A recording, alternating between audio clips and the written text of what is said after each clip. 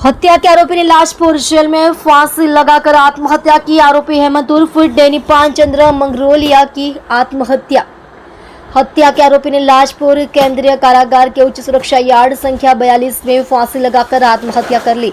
आत्महत्या का कारण अभी अज्ञात है। आरोपी 2017 में कतरगाम पुलिस स्टेशन में दर्ज हत्या के मामले में गिरफ्तार होने के बाद से लाशपुर जेल में बंद था। आरोपी हेमंत उर्फ डैनी पानचंद्र मंगरोलिया लाशपुर केंद्रीय कारागार के उच्च सुरक्षा यार्ड संख्या 42 में बंद था।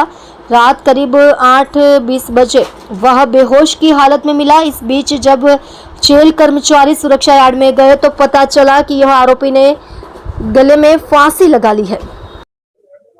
जी आपનું નામ? મારું નામ અમિત પાનાચંદ માંગરોલિયા છે। અમિતભાઈ, શું ઘટના બની છે? કેવી રીતે તમને જાણ થઈ?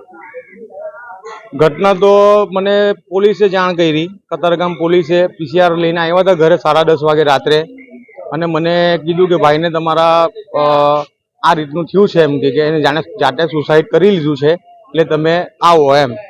એટલે મેં ત્યારે જ એમને પોલીસવાળા લોકોને કીધું કે મારો ભાઈ સુસાઇડ કર્યો તો એમ છે જ નથી, કેમ કે જે 8.5 વર્ષથી જેલ કાપી રહ્યો હોય એ માણસ 10 દિવસ કે 20 દિવસ માટે શું કામ સુસાઇડ કરે? એ 20 દિવસની અંદર છૂટવાનો હતો, અમારો ઓર્ડર હતો, અમે 20 દિવસમાં એ છૂટવાનો હતો અને એની પર કોઈ ગુનો જ નહીં હતો, કોઈ ગુનો કબૂલ થયો તો હતો જ નહીં કે ભાઈ આ ગુનામાં હતો, કાચા કામનો હતો, એટલે પાકા કામનો તો હતો જ નહીં। અને મારે એને હાઈ સિક્યુરિટીમાં કેમ રાખવામાં આવ્યો એનું શું કારણ? એને એવો જેલની અંદર શું ગુનો કર્યો કે હાઈ સિક્યુરિટીમાં રાખવામાં આવ્યો? અને હાઈ સિક્યુરિટીમાં રાખવામાં આવ્યો તો પણ કંઈ વાંધો નહીં, પણ હાઈ સિક્યુરિટીમાં લાગ્યા પછી બે જાતે ગળું દબાઈ દે એવો તો વ્યક્તિ હતો જ નહીં। એટલી તો એનામાં હતી અંદર કે ભાઈ મારે 20 દિવસની અંદર તો છૂટવાનું છે તો હું શાના માટે સુસાઇડ કરું એમ। એટલે મને એવું લાગે છે કે આ અંદર કોઈ 2 જણા મળીને કે 5 જણા મળીને એને ગળું દબાવીને મારી નાખવામાં આવ્યો હોય એવું લાગે છે। શું નામ હતું એમનું? કેટલી ઉંમર?